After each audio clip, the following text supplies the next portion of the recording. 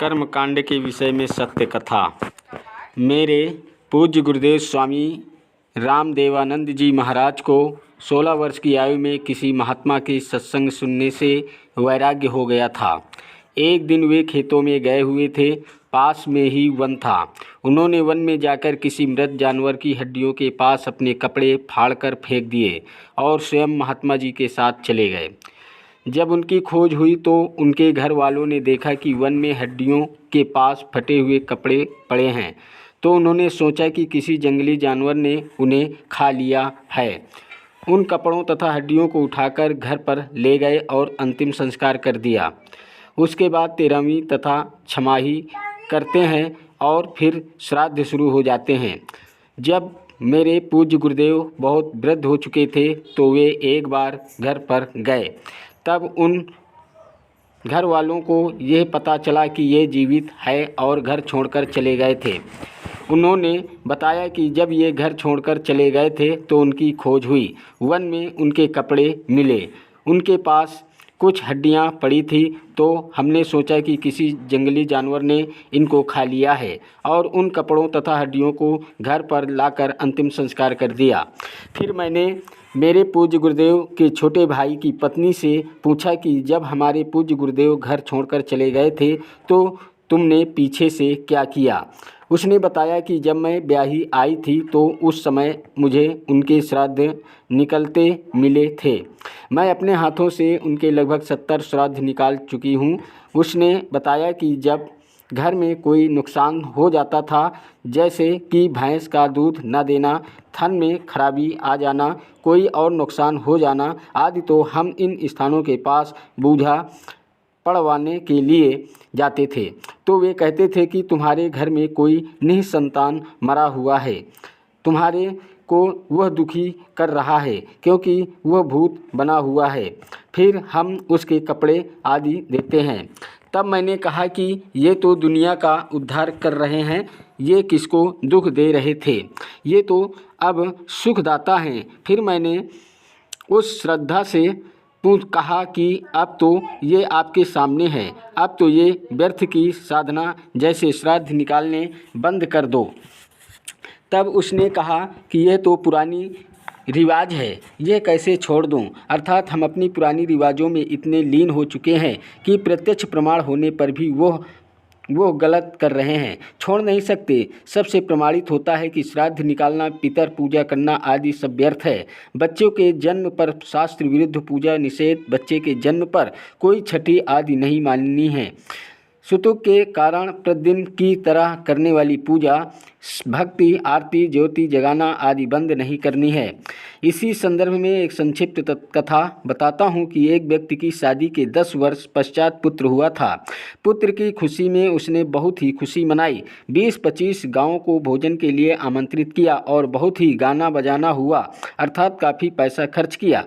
फिर 1 वर्ष के बाद उस पुत्र का देहांत हो जाता है। फिर वही परिवार टक्कर मार कर रोता है और अपने दुर्भाग्य से को कोसता है। इसलिए कबीर साहब ने बताते हैं कि कबीर बेटा जाया खुशी हुई, बहुत बजाए थाल, आना जाना लग रहा ज्यों कीड़ी की नाल।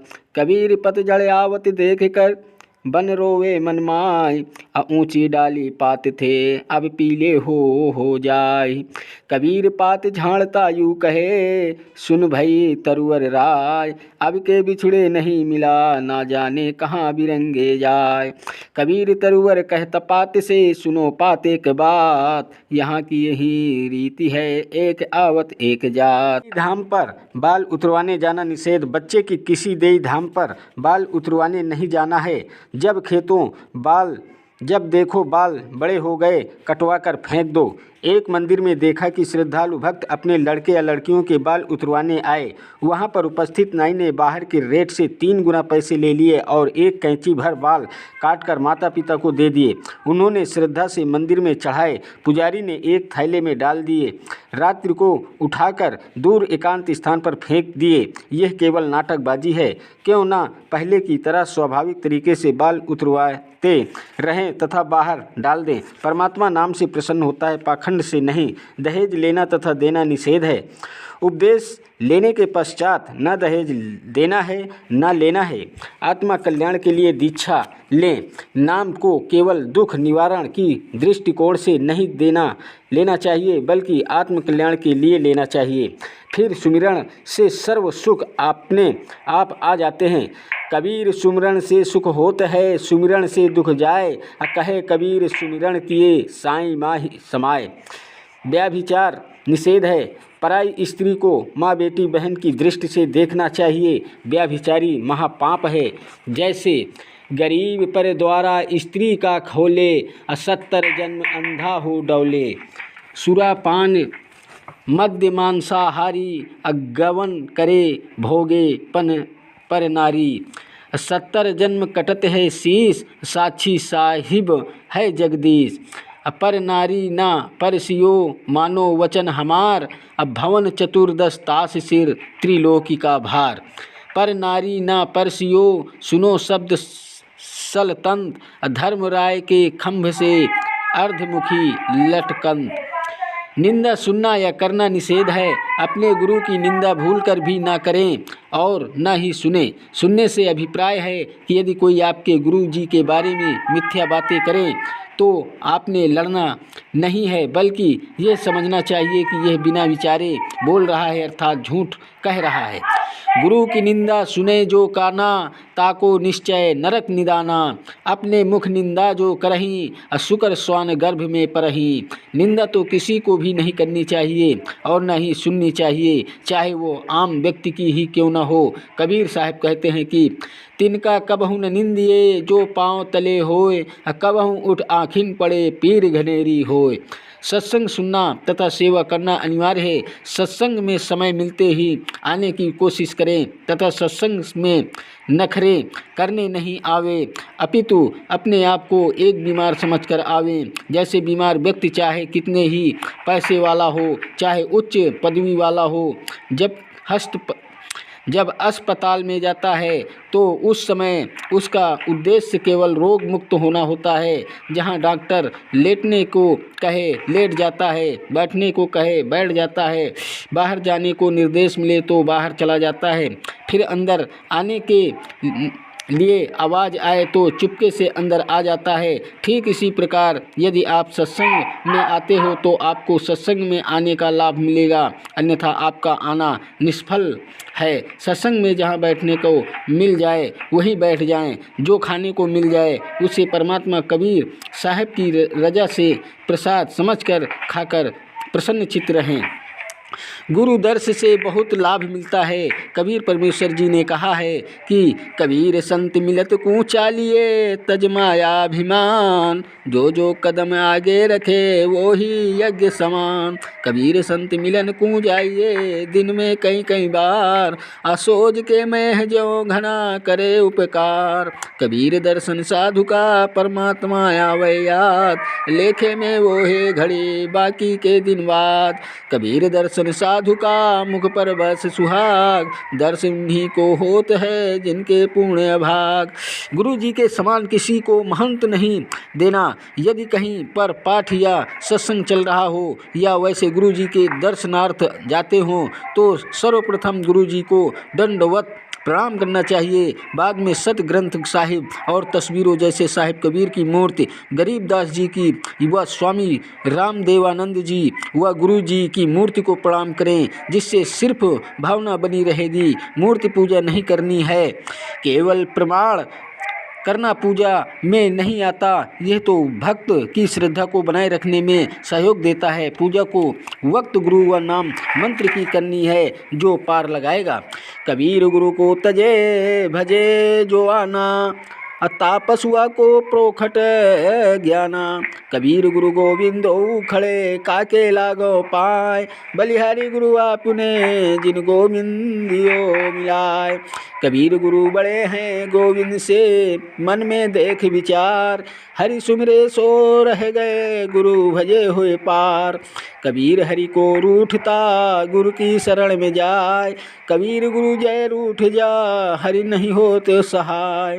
कबीर साथ समुद्र की मसी करूं लेखन करूं बनी राय, धरती का कागज करूं तो गुरु गुण लिखा न जाए।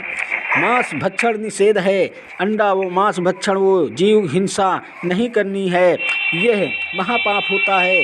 जैसे साहेब कबीर जी महाराज हुआ गरीबदास जी महाराज ने बताया है, कबीर जीव हने हिंसा करे प्रकट पाप सिर होय, निगम पुण्य ऐसे पाप ते भीस्त गया नहीं कोई। कबीर तिल भरे मछली खाए कर कोटि गयु देवदान, काशी कराओ ले मरे तो भी नरक निदान। कबीर बकरी पाती खाते है ताकि काढ़ी खाल, जो बकरी को खाते है तिनका कौन हवाल।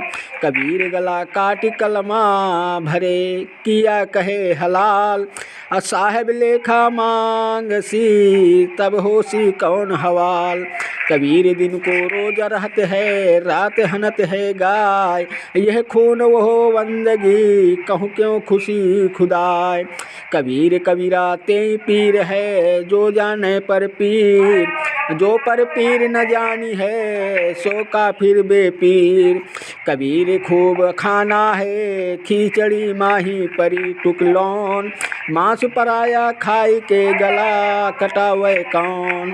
कबीर मुसलमान मारे करद सो हिंदू मारे तरवार, कहे कबीर दोनों मिले जहे यम के द्वार। कबीर मांस आहारी मानो प्रत्यक्ष राक्षस जान, ताकि संगति मति करे होई भक्ति में हान। कबीर मांस खाईते 1.5 सब पद पीवे सो नीच, अकुल की दुर्मति पर हरे राम कहे सो ऊंच। कबीर मांस मछलियाँ खाते हैं सुरापान से हेत, ते नर नर के जाएंगे माता पिता समेत। गरीब जीव हिंसा जो करते हैं या आगे क्या पाप, कंटक जुनी जिहान में सिंह भेड़िया और सांप। झोटे बकरे मुर्गे ताई लेखा सभी लेत गोसाई, मृग मोर मारे महमंता अचराचर है जीव अनंता। जीवा स्वादिहिते प्राणाना नीमा नाश गया हम जाना, तीतर लवा बुटेरी चिड़िया खूनी मारे बड़े अगड़िया। अदले बदले लेखे लेखा समझ देख सुन ज्ञान विवेका, गरीब शब्द हमारा मनियो और सुनते हो नर नारी। जीव दया बिन फुकर है चले जमाना हारी, अनजाने में हुई हिंसा का पाप नहीं लगता। परमात्मा कबीर साहब कहते हैं, इच्छा करे मारे नाही बिन इच्छा मर जाए, कहे कबीर तास का पाप नहीं लगाए। गुरुद्रोही का संपर्क में यदि कोई भक्त गुरु जी से द्रोह करता है वो महापाप का भागी हो जाता है। यदि किसी को मार्ग अच्छा ना लगे तो अपना गुरु बदल सकता है। यदि वो पूर्व गुरु के साथ बैर व निंदा करता है तो वह गुरु द्रोही कहलाता है। ऐसे व्यक्ति से भक्ति चर्चा करने में उपदेशी को दोष लगता है, उसकी भक्ति समाप्त हो जाती है। गरीब गुरुद्रोही की पेड़ पर जे पग आवे वीर, 84 निश्चय पड़े सतगुरु कहे कबीर। कबीर जान बुझ साची तजय करे झूठे से नेह, जाकी संगत है प्रभु स्वपन में भी ना दे। अर्थात गुरुद्रोही के पास जाने वाला भक्ति रहित होकर नरक व लख 84 जूनियों में चला जाएगा। जुआ निषेध में जुआ ताश कभी नहीं खेलना चाहिए। कबीर मांस भखे और मद पिए धन वेश्या सो खाए। जुआ खेल चोरी करे अंत समूला जाए। नाच गान निषेध है। किसी भी प्रकार के खुशी के अवसर पर नाचना व अश्लील गाने गाना भक्तिभाव के विरुद्ध है। जैसे एक समय एक विधवा बहन किसी खुशी के अवसर पर अपने रिश्तेदार के घर पर गई हुई थी। सभी खुशी के साथ नाच गा रहे थे, परंतु वो बहन एक तरफ बैठकर प्रभु चिंतन में लगी हुई थी। फिर उनके रिश्तेदारों ने उससे पूछा कि आप ऐसे क्यों निराश बैठे हो, आप भी हमारी की तरह नाचो गाओ और खुशी मनाओ। इस पर वो बहन कहती है कि किसकी खुशी मनाऊं, मुझ विधवा का एक ही पुत्र था, वो भी भगवान को प्यारा हो चुका है, अब क्या खुशी है मेरे लिए।